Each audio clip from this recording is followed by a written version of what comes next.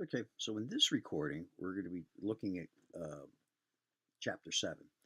When we're going to come back, we're actually going to kind of revisit something we talked a little bit about in the kind of the introductory as we talked around technology, and we're going to talk about networking. All right, so we look at this MIS infrastructure, kind of revisit what we had talked about. This idea of a hardware, software, data, and network. All right, so all of these things together basically combined is what is really what makes up this overall infrastructure, right? Kind of at this level right here. All right. And of the four, networking has been relatively new. All right. First generation computers really were designed. They had hardware, they had software, they processed data. No built-in networking. All right. Networking was introduced really as a kind of came into play into the 70s, but it really didn't. What we know as the internet, it's kind of what we think of as modern networking, is really, using the internet as the main network is relatively probably 20 years or so. Probably into maybe 15 years, something in that variety. All right, so it's relatively, is what we think of universal. Now the thing is now networking is now an intrinsic part. A large part of the value proposition of networking is driven by the fact that everything is connected. All right. So this is just to show you this. This is the network connectivity for the internet. All right, the submarine cable. Um, and we actually, if we show here, we have a list of all these different um, cables that are connected and kind of how they operate. So this is really the backbone. This is the internet. Basically, how the internet is an interconnected uh, series of nodes. That we run data over, and the internet itself is really just a bunch of cables. All right. So the physical connections. So as we can see, we have our a large number of data, high speed pipes. This has all probably been within the past 25 years or so. This is actually as of a couple days ago on March 17th, the updated map. So these are give you an idea of kind of what is the internet made up of. Okay.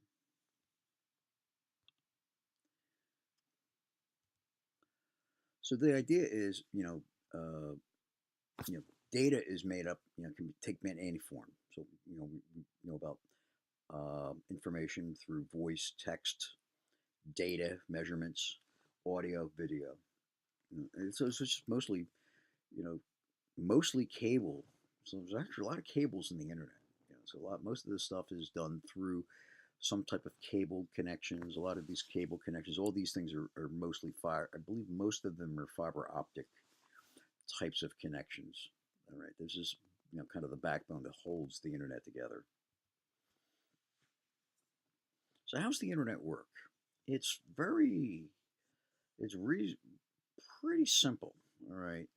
Um, and actually, it has to be simple because we can tell it's simple because we can put that as many nodes, billions of nodes on it, and it works. All right. So at one level, you can use that as kind of an estimation of its simplicity because if it wasn't simple, you'd probably would have collapsed a while before. All right. But the basic unit. So I think the analogy I always like to use is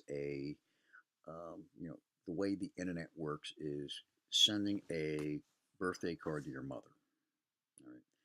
So we have the birthday card. The birthday card is the content, is what you want to send to your mother. All right. So you take the birthday card, you sign it, you put it in an envelope, and then on the envelope you provide her address, you provide a return address. All right. And then you go and you drop it in the mailbox. All right. And 2 days later, Your mother will get that letter, in her mailbox. Now, how it got there, it went through something. It got there. Uh, she takes the letter. She opens it. She reads the contents, which is the card, and then maybe she'll send a return message to thank you for it. So there'll be, she'll write a thank you note, put it in an envelope, put addresses on it, send it in the mail, send it back out.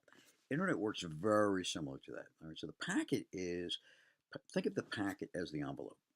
All right. It's a single unit of data that gets routed through the network. So this term routing is an intrinsic part of networking. All right. So what it does is, all communications are basically broken up in these small bits of data, smaller bits of data, which we call a packet. A packet base has content, and it also has what we call headers. Right? So the headers really, has a particular structure. It has the address, so it actually has the address of the location of where it wants to go to. It has the address of where it came from. It has some other information as well. Right?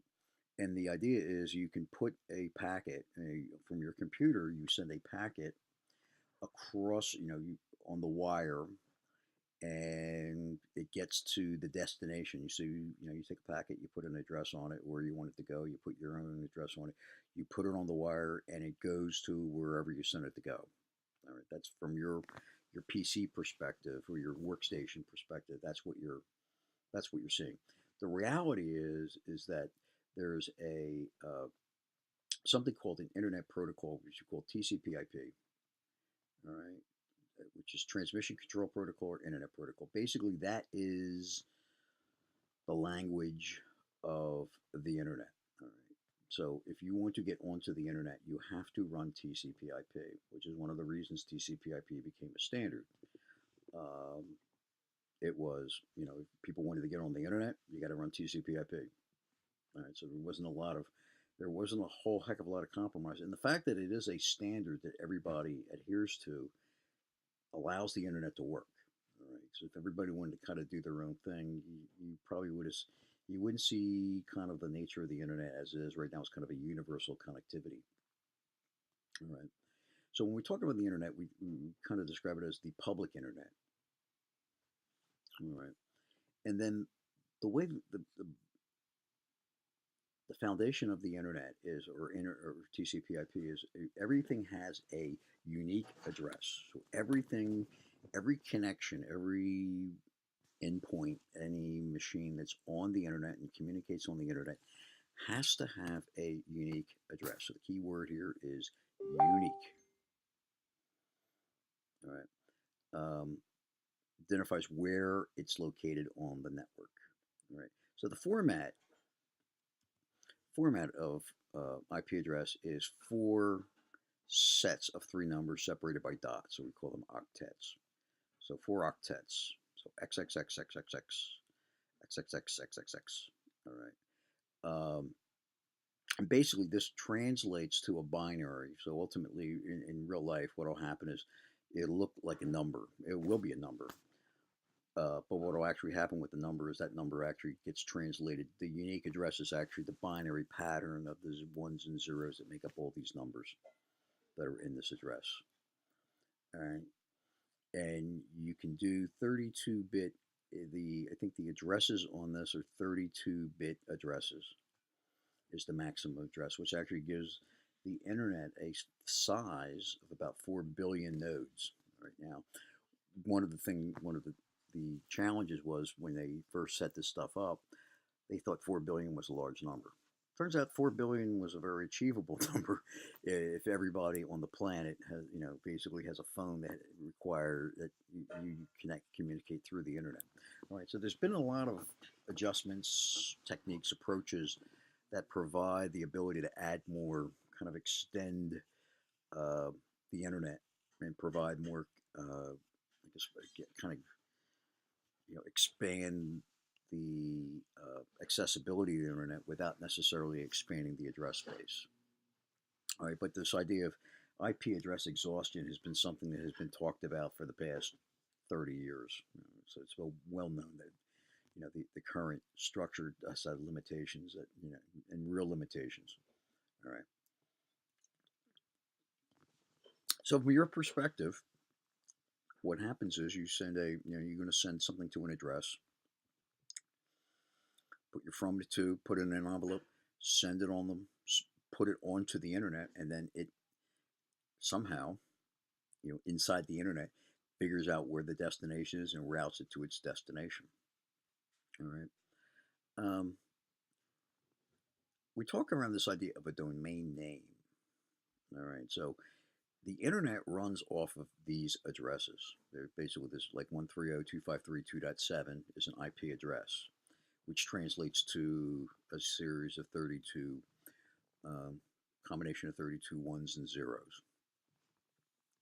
Um, However, people don't really would have difficulty dealing with you know a four octet, trying to memorize four octet numbers. So what happens is there was something we call a domain name system, which is really designed to these uh, make these IP addresses human, I guess, readable or kind of human usable.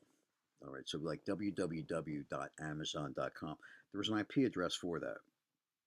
All right, there's this. I don't know what it is off the top of my head, but there, everything you've got www.newyorktimes.com has ultimately translates to an IP address.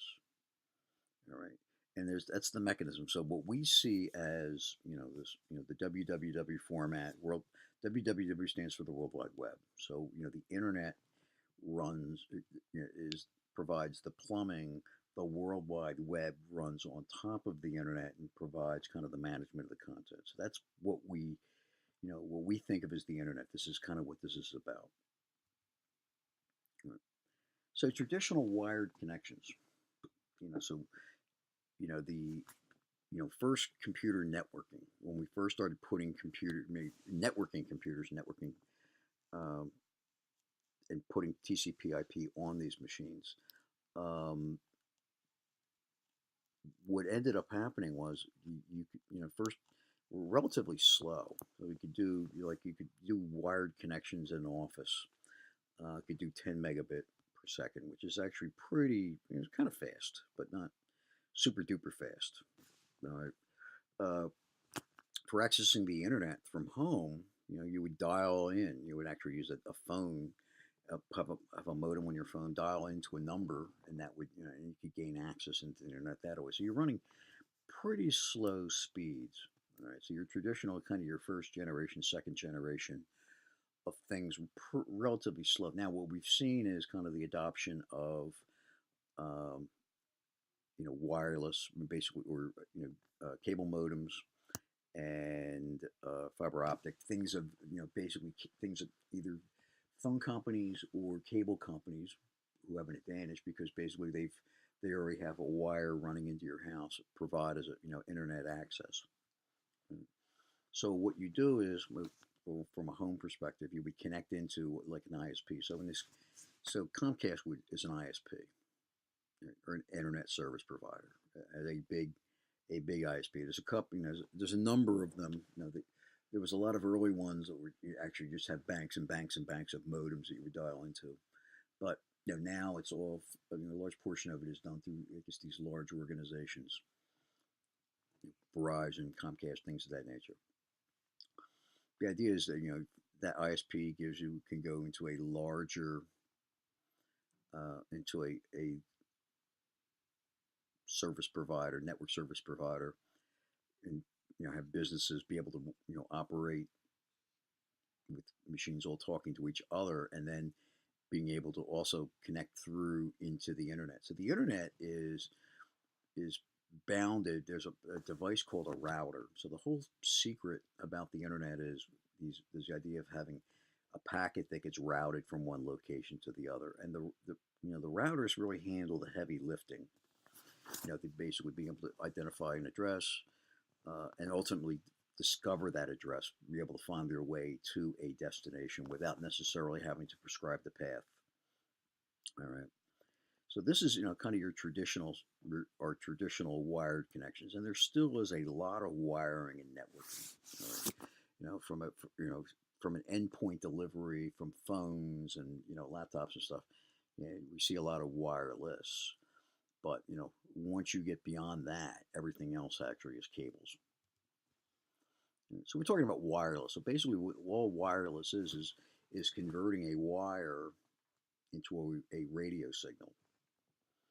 All right. So what you end up doing is, instead of having a wire into a communication port from your laptop into or your phone into a communication port, you use a radio signal.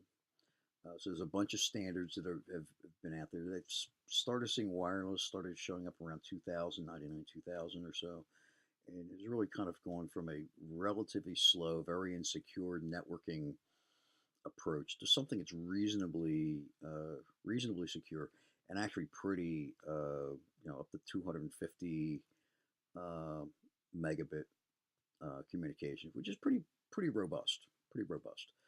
Um, the challenge with these things are that these wireless access points, there's a limitation on the range. All right, so you have to be able to operate within that. Your device has to be within a range that the radio can talk to the access point and listen. And the access point, its job is kind of take the radio signals, and it's all TCP/IP. So it's all it's TCP/IP coming over the radio into the access point, TCP/IP going into the broadband modem, which ultimately goes onto the internet.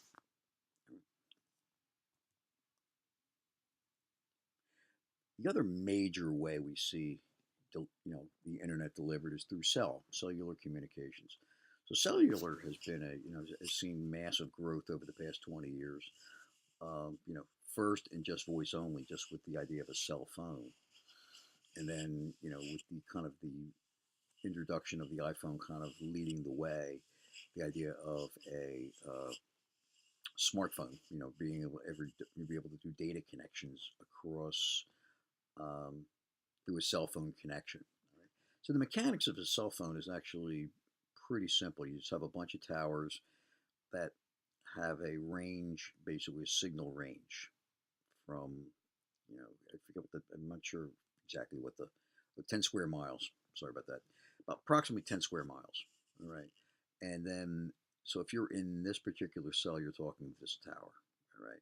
What will happen is as you go farther to the edge, what will happen is your signal will swap as you cross from one cell to the from moving from one cell to the other. You'll change to another tower, and change to another tower, change to another.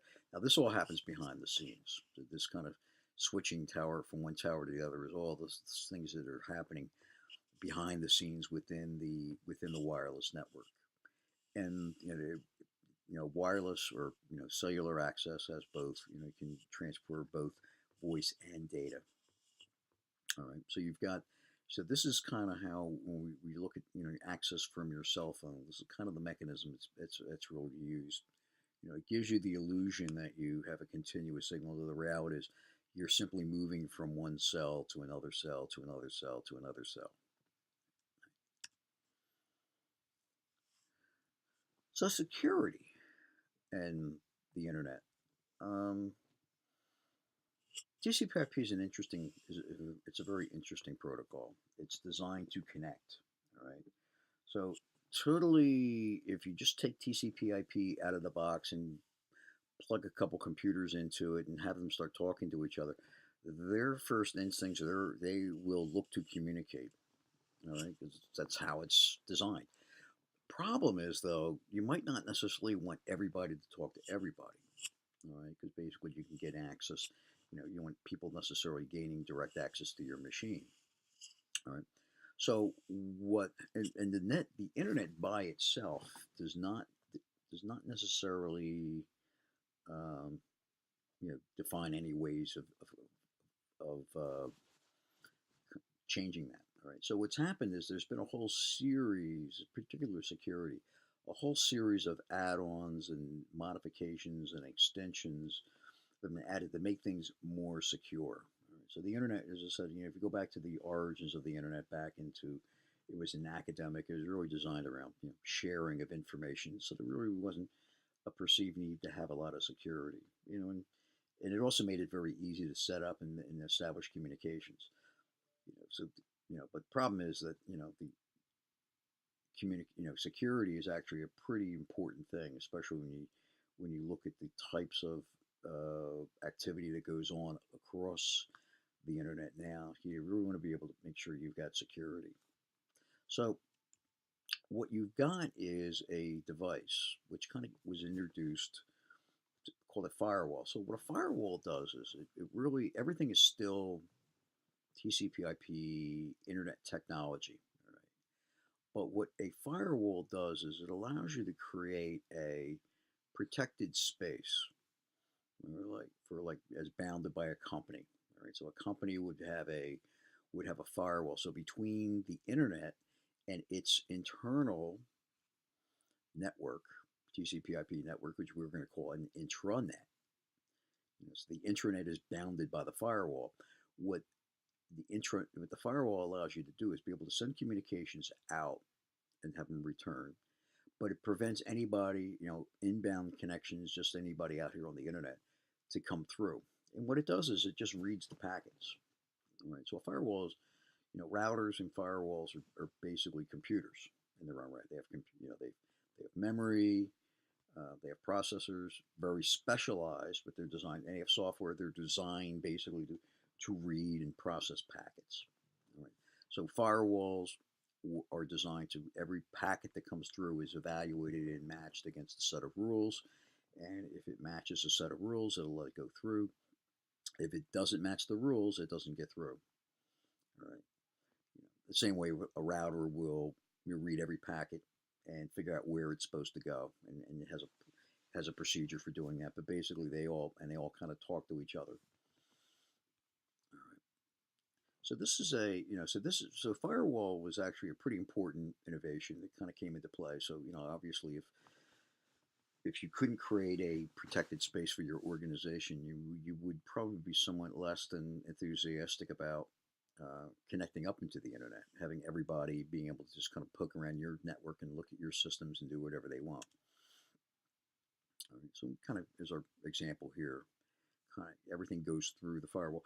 The problem is though that firewalls in and of themselves, are important, but what's happened is, they're not the final word in terms of security. So it gives, it's important to have a firewall, but by the same token, it is not necessarily, just having a firewall does not necessarily make you completely protected. All right. So, but so there's been different generations of these things, and so almost every organization will have. Actually, everybody is pretty much a firewall. Like if you have when you have on a home machine, if you have a home wireless access port that's plugged into the internet, that wireless access point serves as a firewall separating your machines from direct connections to the internet. All right. Now, another technique that could be used, though, and the thing that's useful about the internet is that we look at all those cables. What we have is you can get to anywhere that has an internet connection, anywhere. So the idea is if you have an organization that has distributed operations, say like in the United States and Australia, you can use the internet and connect these two things together, connect these two operations together, and piggyback on the internet. All right. And the technique you used is basically to create what we call a VPN, a virtual private network. All right, which is really just a means by which you have a firewall to firewall connection, and the communication that flows across the internet is encrypted, protected on an end-to-end basis. So the idea is, the term that gets used is that you create a tunnel. So you actually carve a tunnel through your firewall. So you'd extend the firewall down. You would have this firewall would communicate with that firewall, and you would have a kind of a protected, encrypted pipe that you could pump data through back and forth. So from your, from the machines that are here and the machines that are here, it looks like it's all on the same local network. The reality is you're coming through the internet, and the traffic is protected, so people cannot read it and monkey with it.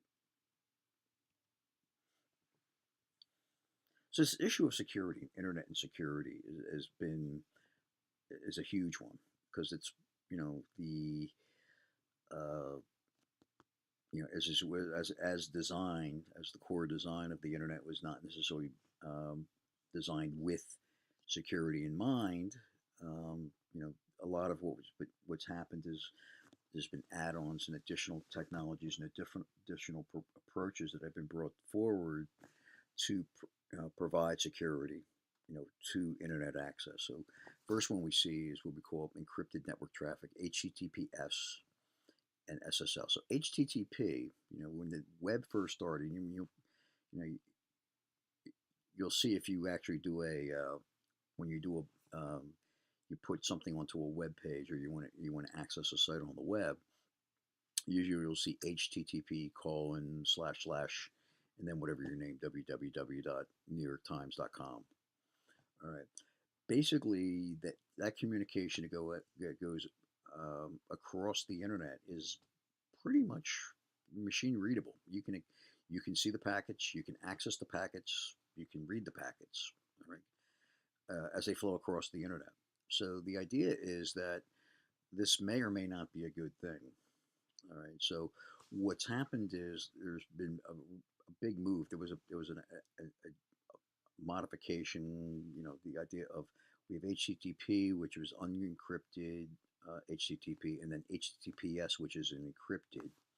So you're seeing more and more as you go out to sites, and you can actually take a look if you go out to like Amazon, go to www.amazon.com, you'll see it has HTTPS. So HTTPS is when you see that in a URL, what that means is it's running over a secure connection, and the link between from one side to the other is a protected encrypted link.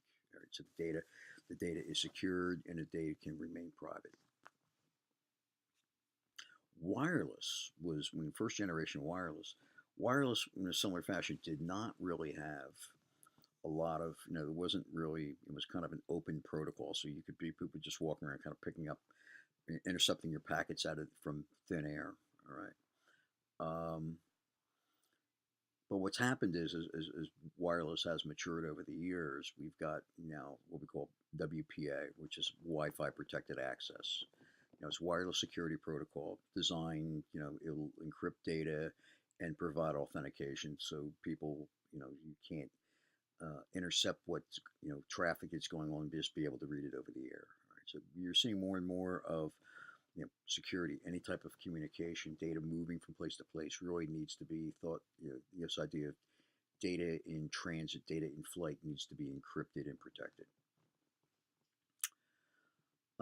Mobile device management, mobile application management, the introduction of the smartphone and people using smartphones, to do all their activity. Um, Actually posed a pretty big problem for systems administrators, or people, controlling stuff or being responsible for managing it. Because quite frankly, you can put tons and tons and tons of data onto a cell phone or to a smartphone and have somebody lose it. All right. So the idea of this mobile device management, the ability to remotely manage phones, be able to set them up, be able to monitor them, and then if something was to happen to them, the ability to we call it here imploding missing device, but basically erase it, blank them out, destroy the data that's on it. All right, so this is actually a application, this mobile device management, or applications that are designed specifically to do this stuff. And then, kind of in that same vein, mobile application management, the ability to, manage the software that gets loaded onto a smartphone. Um, the challenge you have with this stuff is the distribution of these systems of people, that people are traveling and moving to all sorts of locations and trying to provide some sort of centralized access and control. So this is a pretty challenge. This has been a pretty big challenge, but I think there are some tools out there that provides these types of security, that make it, you know, allows you to have a more protected approach for wireless and security and internet and access on the internet. So network speed,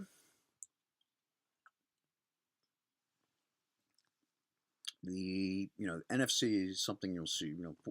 As you can see, 4 centimeters. This is obviously going to be low speed intra device communication. Um, the ones you see, the ones we're probably these three here, are the ones you see most common. So Bluetooth was designed as a wire replacement communication, basically for relatively short distances, anything between 10 to 50 meters, relatively low bandwidth. All right, so the thing that was where this really kind of came into play, became into big use, was with cell phones and mobile earpieces and in cars. So Bluetooth in your car, the ability to get your phone to interact with your car without necessarily having to plug it into the car was a pretty neat feature. All right, so Bluetooth has a very specialized, or usually short distances, relatively low speed. Wi-Fi, and we've talked quite a bit about Wi-Fi here. It goes up to 250 megabits. Range is about 100 meters. All right, so the idea is in an organization, you need to put one of these things about every 100 meters, or have them some sort of, basically create a zone of different wireless access points all throughout your organization. So, big campuses will have a lot of wireless access points to be able to provide consistent communication. Plus also, depending upon what you would have, the numbers of connections, the number of machines that are actually connected to through Wi-Fi at any given point in time is something to be considered. Bandwidth now up to 250 megabits, which is actually pretty not bad, but once again, we're seeing continued, improvements in these areas. So we're being able to push more and more data across Wi-Fi. Cell 4G. You see a lot of commercials, organizations touting their 4G access up to 300 megabits, which is actually really good. The distance being able to do this over cell traffic. All right. Now, challenge is you end up paying. You don't get the 300 megabits for nothing. So there's usually a price tag associated with that, but you can get that. And then finally, satellite. So you can use satellite. You can, relatively low bandwidth, but long distances. So I think that might be the distance between the Earth and the Moon. So you'd be able to, you'd be able to get to the internet if you're circling the Moon. I think with that. Okay, and then finally RFID. So we talked about this before. This idea of, you know, RFID being a type of device. Electronic tags can be used to very useful with things like supply chain systems, because you can track material through warehouses and track as it moves from place to place, and be able to identify what it is, where it's at, things like that. Um, one of the things you need a reader.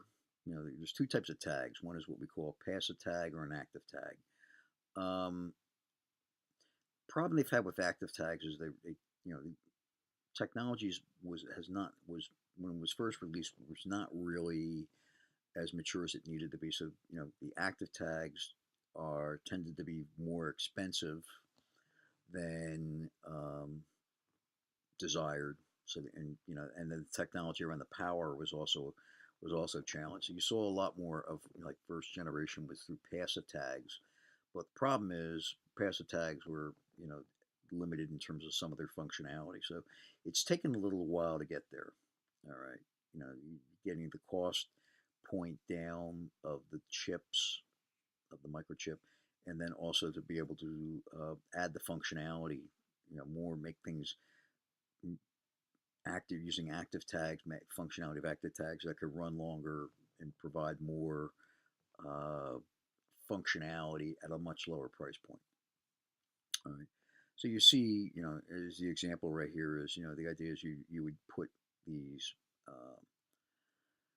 RFID readers all throughout a warehouse or an area. Or actually, I've seen rail yards where you would put these things, and as things move around, it's tracking locations and feeding information back into computer systems. So, company really had used a lot of this for innovation was Walmart. They were pretty, they were very big into it. It didn't quite do what they wanted it to do, but I think you're seeing this thing kind of making a bit of a comeback. So you're going to see more and more. My suspicion is we'll see more kind of a generation two of RFID coming up, and we're seeing more of a norm.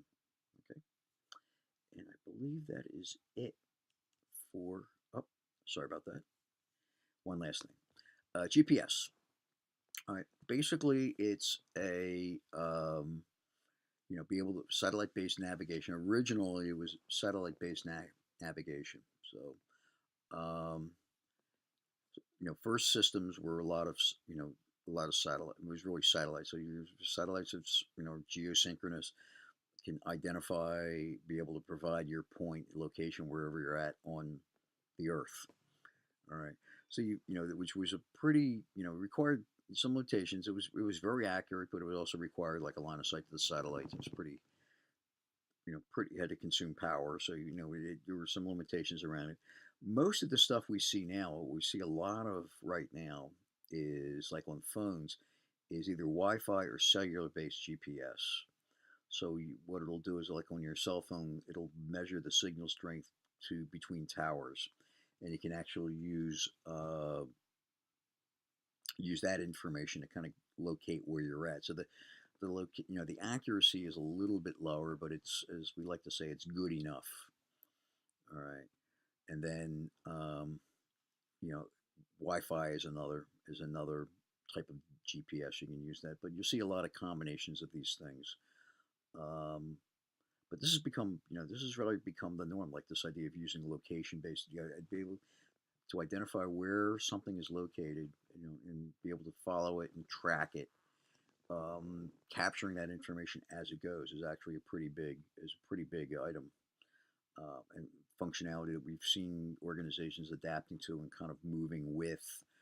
Being able to be able to track where customers are moving, kind of where their activities are, kind of how this stuff goes. And that is the end of chapter 7.